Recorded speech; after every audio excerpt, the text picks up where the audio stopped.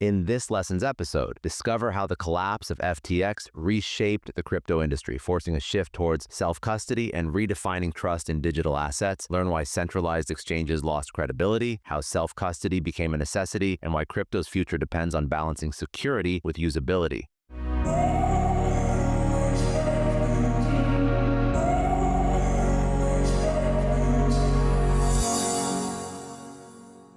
Do you find that, because you're sort of boots on the ground, so I don't want to make assumptions, but do you find that more people are still keeping their crypto on the in the spot where they bought it, or do you see user adoption to hardware, people understanding security better? No, we've seen people understand money, and they don't want to lose their money. So now, And a lot of people lose money. A lot of people lose money, but after FTX, it's like, when you burn yourself and not to touch the flame anymore. So FTX was the big earthquake, I think, much bigger than Mt. Gox or all of these things that happened in the past. And by the way, they keep on happening, and they will keep on happening. FTX was not the last. The same way that Lehman Brothers was not too big to fail. It's like, why would you trust a central authority with your money? Exchanges are very useful. You should use them to do the trade, but you should never leave your coins on an exchange. And so I think people understand that, and we've seen this in our numbers. It was a hard way to learn, but it was a way, and you see it in the coins moving from exchanges to sort of somewhere else, and we see a lot of coins moving to our platform, and then we see a lot more people now are engaging with the services that we have in Ledger Live, especially the buy, the sell, and the swap services. Mm-hmm. The numbers are very impressive year on year, triple-digit growth, and very constantly in Q1, continuing in Q2. When the market is definitely not doing a triple-digit growth. No, at all, not at all. Yeah. So you see, you're not even taking over people that are very, very adamant crypto users. You still are. You're bringing people in who have never used crypto before, even in a. On the transaction thing, what I'm describing is more like our user base now understand that they can do more with Ledger than just store the crypto, and they prefer to do the trades from their Ledger rather than from the exchange. Understood. So they keep it in the ecosystem. Correct. But do you also see people, you still see, of course, the industry is not growing at triple-digit growth, but do you also see people that are entering crypto with Ledger versus entering crypto with Coinbase and keeping things on Coinbase? Oh yeah, for sure. And actually more and more, first of all, before in 2017, it was not possible. So you had to do Coinbase first and then Ledger second. In 2023, now, first of all, it's not just cryptocurrencies, but it's also NFTs. So sometimes you enter through an NFT and not really through crypto. You can go on OpenSea, take your credit to debit card, MoonPay is providing the service, and then you buy your NFT. And then you have to put it somewhere. And actually through the payment service, MoonPay will ask you where do you want to put it. And so it could be on your MetaMask, could be on your Ledger, et cetera, et cetera. And so, yes, more and more, actually what we've seen in 22, when everybody was saying it was a bear market, we saw that, sure, and certain things were not flying as high as they would have had in the past, but other things like, the NFT business and those communities being built around those projects kept on growing. And so that brought a lot of people in, that brought a lot of ledgers. And what do you now, again, you see people that are older crypto users as well as new crypto users using Ledger for all the transactions they want to take care of.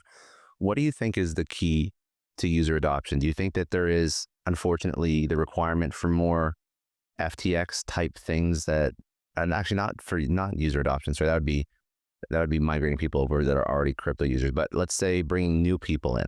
So FTX pushes people away that have never touched crypto. It makes them scared. They say, oh, thank goodness I never bought any crypto because look at what just happened. But what, on the flip side of that, what is the key to user adoption?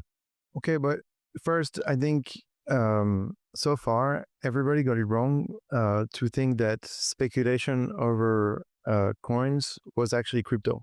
Mm-hmm. I mean, it is not crypto. To speculate on FTT, on FTX, that's like the worst of financial speculation, I guess. Yeah. And if to you crypto is just like buying an Apple stock, I mean, sure, like you can do that, but I don't think it's the use case for crypto. And by the way, the token only has value if you bring security to the blockchain, and if the blockchain has a vibrant ecosystem of developers, companies, applications, etc., that are built on top of it. And so I think that even the market that is just taking care of speculation, like, they're not looking, sort of deep enough into the protocols, etc. And you have and it's difficult because you had so many like meme coins that have like sort of no value, but it's just like people pumping and dumping the market, that it makes that whole speculation aspect of crypto a bit ridiculous, if you want my honest point of view. I think where crypto is interesting is if it's in self-custody, because this is why and how it has been designed. Like, if it's to leave your crypto at a bank, again, sure, but why? There are other things that you can invest in that are probably good investments. So the interesting thing is, like, what can you do with your private keys, and how can you engage in products that are interesting? Like DeFi is one good example. If you don't have your private keys, you cannot really engage in DeFi. We always overlook payment as if it's a given, but I still think that store value and payment with Bitcoin or Lightning, or payment in general with crypto, is the killer app. I mean, you have like a peer-to-peer global payment network. It's interesting how no one focuses on that as much as they should, because that was the original white paper, right? Yeah. And this is where it's amazing. Like, to pay anything for me in the US with my European credit cards, oh my God, like, it's so difficult. It's very difficult. Like, it depends what you want to pay, etc. I mean, if you live on $5 a day, I guess you're good. But like, if you have to go to hotels, you're entertaining your customers because you have a business dinner where suddenly 10 people come, that has a cost, etc. And if you start to use your credit cards, like, you max them out, like, the one after the other, etc. And so and the fees that you pay, like, every time that you go to the ATM in the US, it's like $4 to get $100 out. That's ridiculous. And so yes, payment with crypto is a huge case, and if you think that Bitcoin is too volatile, okay, fine. So do it in stable coins. Mm-hmm. And like, I think that's what people actually have to, that's a really good point. So people that are scared of crypto because of FTX, FTT, or anything else, you're right. It's because they're focusing on the wrong thing. Because I think too many people tried to gamble on it for a long period of time, and they realized that, it actually is volatile. It doesn't just go one way. It can go both ways. No, it's like going to the casino and be like, fuck, I got wrecked. I'm like, yes. Yeah, that's how casinos work. Yes, that's the casino. That's not a good behavior. You shouldn't, when I got into crypto, the theory was to say you only invest in crypto what you can lose. Mm-hmm. And then you're long, like, you wait. Like, it is not like coming in and out. And people that are trying to buy low, sell high, sure, like, everybody would love to be able to time the market, but like, it doesn't work like that. How do you balance, when you're building this hardware product, how do you balance security and usability? Because you're attracting again, the most complex users that want the most complex features, as well as someone's parents that just are starting it for the first time. Okay, so first of all, I don't think we're building technology for parents or grandparents. Sorry to break the news to the parents and grandparents that are using this podcast, but we are building technology for the younger generation. I think if Bitcoin and crypto have to become what they ought to become, mm-hmm. It will be for the younger generation. I remember when I was a kid, we switched francs from the old francs to the new francs, and it was a division of 1,000, I think. A division of 100, something like that. 1,000 ancient francs were suddenly 10 new francs. And I remember my grandmother never being able to, actually it's not true, my grandmother did the switch, but her sister never did the switch. So she would always talk to me in the old denomination, etc., which always, I always felt that it was going to be super rich, but actually, I had to do the math and, the division in my head. And in the end, I was not that rich. And so my point is, other people move with technology, and it doesn't matter if you're a father or a grandfather, etc. Like, if you pay attention and you move with technology, you will understand.